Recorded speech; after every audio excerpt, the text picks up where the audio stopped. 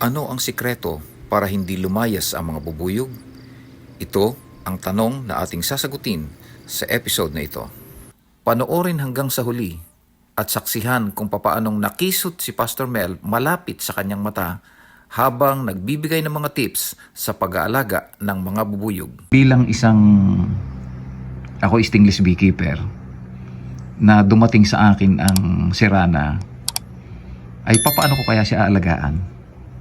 Gawa ng last year ay di dumating yung isa sa akin, palibasa ngayon ako hindi maalam, ay di umalis ay di wala akong nagawa. Ay, di ang ano nga po noon, gumawa kayo ng box. Meron akong binili sa inyo. Ayun, hindi. May binili ako sa inyo. Inyo pong ilagay sa box. Yung isa hindi ko na nailigay, yung kauna-unahan. Gawa ng mula doon sa box ng stainless bee, hindi ko na siya nailipat. Unang-una, wala nga akong box. Ngayon, nang may dumating sa aking tatlo, nitong nakaraang taon, ay di yun ako'y bumili ng box sa inyo. Yung bago binigyan ako ng aking kapatid, ay yung dalawa na ilipat ko. Yung isa hindi ko na nailipat, umalis na. Tinyo yun, hindi nyo ginagalaw yun. Hindi ko ginagalaw yun. Nag-alis. Na umalis. Tapos yung isang inilipat ko, ay bigay itikala kasi mausisaan ko'y wala na rin. Ay baka naman po na ano ng guyam. Wala po eh. Wala eh. Ay di baka nga po napabayaan ninyo na hindi na harvest. Hindi na alis ang saray. Ay baka. Na kinakailangan kasi mga 3 buwan pagkapasok niyo i-harvest. May pulutan yun. May pulot at wala yun. Conforme pa Ay kung yun walang sa pulot inilagay kung walang pulot bakit ako mag-harvest? After 3 months. Saray. Saan babawasan niyo ng saray? Yun katulad ng sinasabi ko sa inyo na kinakailangan mananatili siyang bago. Dahil kapag pinabayaan niya ninyo ang saray niya luma na, hindi na yan mag-i-active ang kuy na itlogan yung saray. Ay alin doon ang aalisin ko? Yung pinakapangit po. Bawa, nagtaas kayo, puro drone. Alisin na ninyo yun. Akalam naman ninyo yun makapal.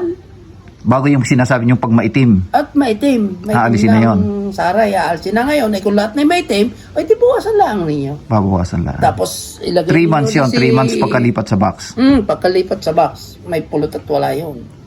Kahit nga 2 months pwede na conforme yun eh. Dahil kung halimbawa inilipat ninyo, halimbawa ang saray niya ay 5. Inilagay ninyo lahat. Ay di 1 buwan lang. Pwede na ninyo siyang... Ay di kailangan pala talaga ay bisita lagi. Monthly talaga po ay kinakailangan ay inyong mabubuksan. Ay pagkalipat ko naman, edi... Pinabayaan na. Hindi ko naman masyadong kabisado nga. Ay di pagkalipat ko, ay di... Yun, basta binubuksan ko lang ibabaw. Ay one time na sabi ko, wala na. Umalis na. Ay po ay kinakailangan ganyan. Kagaya yan, pumunta kayo dito, yun na lang isang yun, itandaan ninyo yung yun. Pero pagkakatagal na doon, ayun, hanggang ngayon, kapaharvest ko lang uli. Ibig sabihin, igagawing laging bata ang Ang brood niya, babawasan ninyo. Paggawa niya ng uli, aalsin ninyo yung itinira ninyo noon.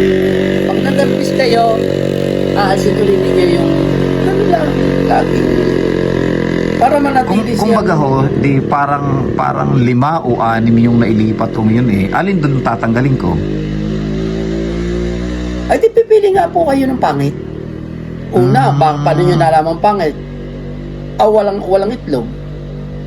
Yung tabi na lang yung karaniwan po, yung puro honey, 2 tabi. Ba't pa ninyo ibabalik? Or kung hindi man honey, kukunin na yung honey sa tabi. Oo, alsin na ninyo yung 2 tabi. Ang ititira lang ay may brood sa gitna. Yung sa gitna. Tapos, ang gawin niyo pag halimbawa na 1 linggo, ibukan ninyo. Pasak ninyo sa gitna ang walang laman na frame. Magkakalaman niyo yun. Bungi lalamnan nyo, di magiging bago yun. Mula sa tabi ay ililipat sa gitna. Oo, yung wala nang laman yun. Para siya gumawa ng bago. Kaya kita ninyo yung sa tinignan nyo doon, gano'ng katagal na doon, pero yung kanyang saray namumuti. Bago. Laging sariwa. Ay balik tayo dun sa sa box. Di pumunta sa aking box. Kailan ko yun pwedeng ilipat sa tunay na box? Siguro mga isang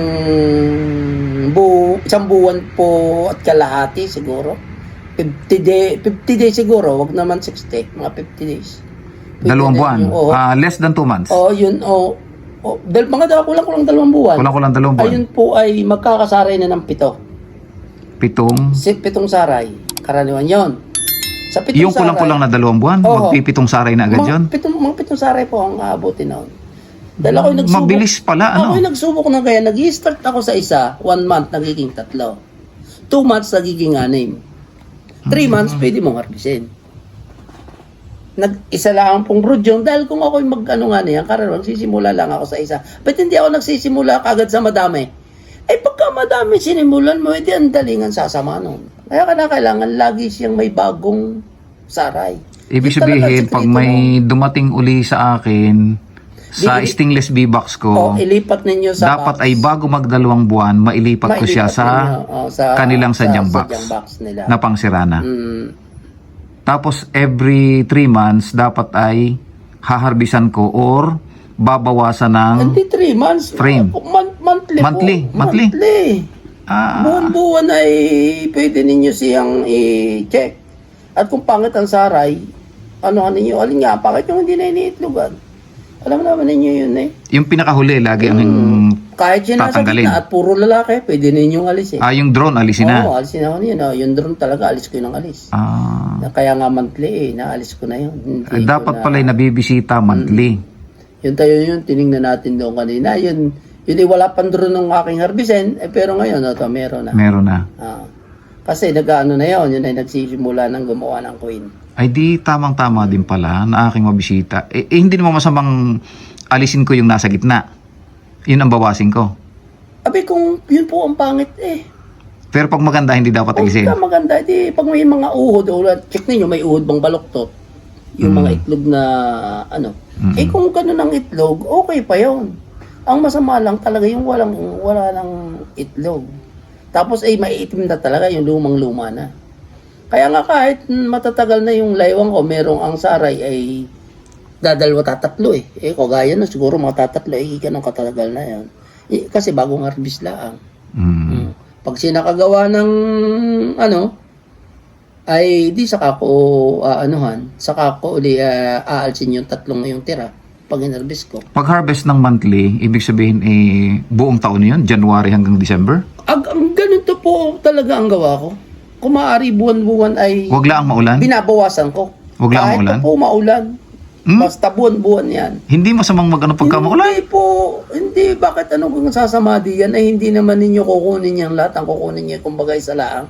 Dahil ang dahilan noon para lamang magkaroon ng bagong saray. Kahit nga yung pagkalis ninyo ng isang ayon, ipasok ninyo yung frame na yun sa inalsa ng walang laman. O palta ninyo. Ibig Gagawa sabihin ay talagang monthly, dapat ay it's either magbabawas ng frame na yung nasa dulo. Basta yung pangit, karaniwan nga po, ang pangit yan ay nasa simula. Yung maitim na. O kaya ay yung drone, yun ang pwedeng alisin. Oo, yung mga drone. Monthly pala yun. Monthly may check ninyo talaga siya. Ay ako naman ay natatakot mag-alis ng gayon. Gawa na sabi ko, baka humina ang colony nito Ay, hindi po. Hindi hina. Hindi po para yun. Gawa ng Hindi sa parang akin humina ay yun. may nanghihingi sa akin ng kuhan. Ng saray. Ng saray. At Ay. yung ating retired PNP chief ng Candelaria, yun ay nanghihingi sa akin yun ng kuhan ng saray. Pwede po, yun yung pinag-alsan. Kaya lang, papaliwanag ninyo sa kanya na ito ay hindi na masarap dahil ito ay magulang na. Hindi naman ko pwedeng ibigay sa inyo yung bata at masisira ang kayong colony. Kaya bigyan ko sa kayo ng halimbawa.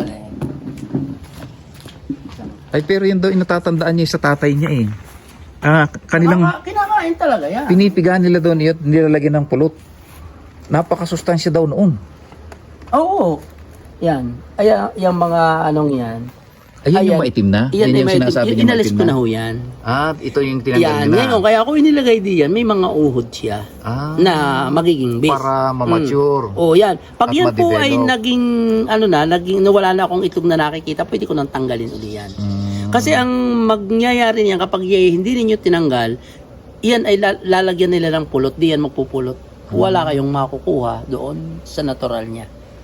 Dapat din ninyong kunan at nang mabawasan. Kaya yan, tinatanggal. Meron na yan. Kung kita niyo sa raw, may pulot na. Meron na nga. Ayun, yan. makintab-kintab Opo, yan.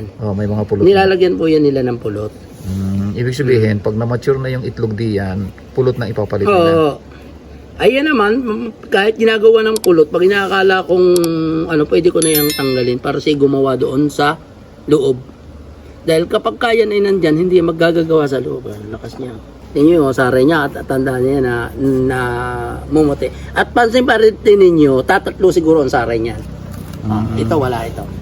Mula dito, 1, 2, 3. Wala siyang laman. Ang may laman lang sa kanya, 1, 2, 3. Yung nasa gitna lang. Ito lang tabi ito may laman sa kanya. Ayun, maputi. Naputi. Nasisilip na Yan. maputi. Ngayon, gagawa po yan dito sa paparto pag inalis ko ito. Pag ako'y nag-harvest, ito naman yung kukunin ko. Iwan dito. Pag ganun lang.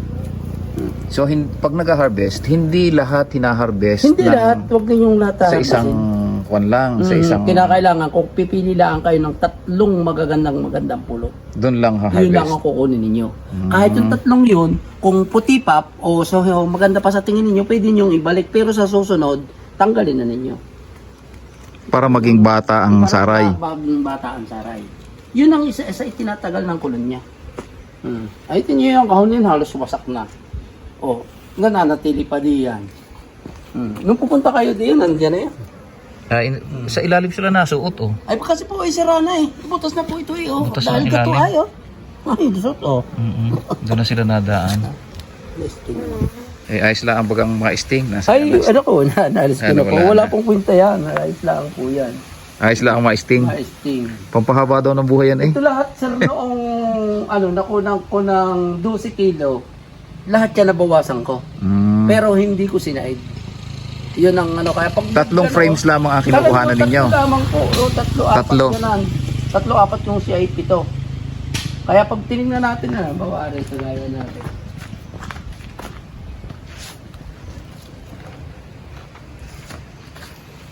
Ang may saray lang po diyan, ito mga 3 ito. Ito, ginagawan pa nila. Yan ang diyan. Ito lang ang meron. Ito.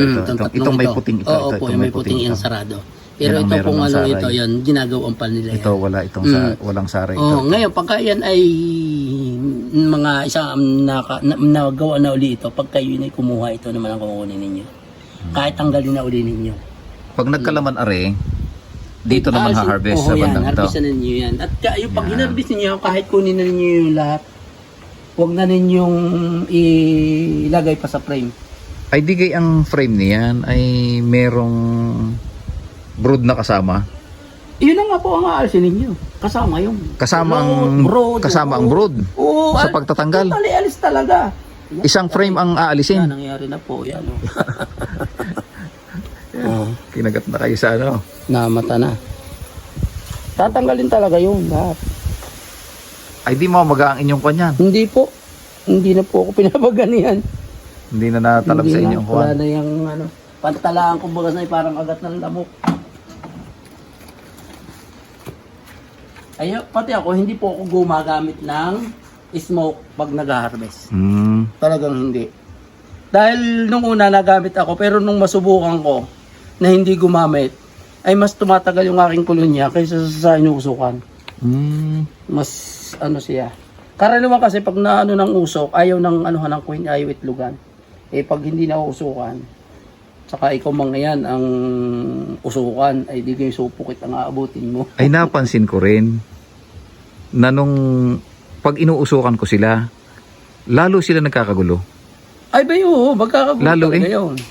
Kung baga ay nalapit ako na Kaya dahan-dahan lang. ng bisot eh. Hindi pwedeng wala. O, pag dahan-dahan lang ang lapit ko, hindi sila nagkakagulo. Yung iangat nyo siya dahan-dahan eh, po pwede. Ay pagka Kahit wala kayong bibig. pinausukan ko, kagulo eh. Kaya lang ay wala rin piho. Sabi ako nga nagtataka doon sa ibang mga Dahil yan, may mga panahon yan na aggressive. Pagka nga yan ay may queen cell, aggressive yan. Yun ang isang palatandaan. Isang palatandaan na may queen cell yan. Queen aggressive cell. yan. Pag may pinoprotektahan queen, nako, napaka-aggressive niya. Kaya sabi nung ibang mga hunter, pagka daw ang tawag nila laywang baboy pag ika malaywang baboy, matapang. Kaya sila may lalaki, ang ibig sabihin lang nun, mayroon silang mapapangasawa doon. Nag-aabang sila. Kaya mapapansin nyo, pagka kahit alas 3, wala pa kayong makikita diyan ng mga drone. Liban lang sa binuksan natin ngayon. Ibig sabihin, ang single pa yung kanilang coin, wala pa silang sila nagagawa. Isa pati yun sa paraan para hindi to mag-queen cell pag ang saray ay kakaunti. Hindi basta mag-ano. Ngayon, kung ngayon, ang wangkad mo naman nga ay magpadami, o di okay lang. Basta may handa ka lang mga box na paglalagyan. Ang inyong sinasabi sa akin ay para hindi umalis yung aking mga bubuyog doon ay monthly dapat babawasan ko ng frame mismo. Frame yung saray, yung brood talaga, ibabalik din ninyo yung frame. Yung buong saray sa isang frame pati brood ay kasama, pati pulot ay kasama. Tatanggalin na talaga ninyo dito, ibabalik ninyo yun. Pag siya'y maitim na. Oo, pag maitim na. Pag maitim na. Ibig sabihin pag maitim na ay edad na ang kuhan, magulang na ang saray. Magulang na ang saray. Dapat ay maputi ang saray. Ay gumawa sila ng bago. Gumawa ng bago. So ang pag-aalis po ay para mahikayat silang gumawa ng bago. Yun po ang ibig niyo sabihin. Oo po. Sabi ko nga, para yung ngipin ng bata. Kapag nabungay, may kapalit. Kaya nga, ang ginagawa ko, pagka, halimbawa, kagaya nun, tatatlo yung saray na niya. Ang mga 1 week, ibubuka ko, papasakan ko nito. Sa loob ng 3 araw, may saray yan. 3 araw lang yun, may bagong saray yan. Sa loob ng 1 buwan, puno yan. Malaki na din yan. Oh. Ay, dapat pala mabawasan ko yung akin. Ganoon talagang paraan para talagang tumagal ang kolonya. Ay, kailangan pala bisitahin ko ang aking colony iyon. Kaya nga ako monthly, sabi ko monthly, may pulot at wala tag-ulan man yan, ako ay nag-harvest na kahit wala yung pulot. Kinukuha ko yung saray niya. Para sila gumawa ng panibago. Opo. Pwede rin naman na yung nasa dulo na bago na maputi ay ilagay sa gitna. Yung kung maliit pa siya. At yung tinanggal ay aalisin na. Aalisin na yun. Siya naman yung ilalagay din sa tabi na alisin na. Ilalagay naman siya sa tabi. Para pagpapalitin ng tayo. Para sila'y gumawa ng panibagong... Nang panibagong palakihin yung pinagsimulang maliit na saray. Kung ganito naman ang ilagay ninyo, di gagawa siya ng bago. Gagawa siya ng bago naman. Ay di pwede pala ako mamigay ng kuhan, ng larva, ano? Pwede po, pwede. Dahil yun namang, wala naman tuong wax yun eh. Ang wax lamang po doon, yung cover, yung taklob. Pagka doon sa Pero yung mismong brood niya, na hindi pinagalsa ng pulot, wala kayong makukuha halos wax doon. Tapon lang yun pag inano ninyo, pagka diluto ninyo. Wala, tapon na yun. Makukuha lang ninyo, kaunting-kaunti lang. Kaya ako, hindi na po ako nagsasama na ng aring ganere, ito po. Pinagsigat ito. Yung ganito, wala po tayo halos makukuha di yung wax sa ganito. Ang may wax lamang po di yung karaniwan na madami itong pinagpigan mismo. Ano naman gagawin nyo dyan sa wax na yan? Ginagawa pong kandila yan. Niluluto, ginagawa pong kandila ng aking anak. Ini-invite ko po kayo na yung amin pong product ay pwede po ninyong subukan. Meron po tayo sa Shopee, Regenerative Honey, Mount Banahaw. Yun po yung aking anak. Ay maaari po ninyo siyang kontakin upang masubukan ninyo yung aming produkto na galing po talaga yon sa nectar. Yan, pwede rin po kayong magtanong sa kanya, bumili ng tulad po nga ng mga tools na pwede pong sa kanya po kayo bumili ng mga tools, bisut, yan, makatutulong po siya sa inyo para makabili kayo nito. Suportahan po natin ang YouTube channel ni Sir Sam Loses. Yan, isa pong napakagandang adhikain na ipalaganap ang kahalagahan ng ating mga bubuyog.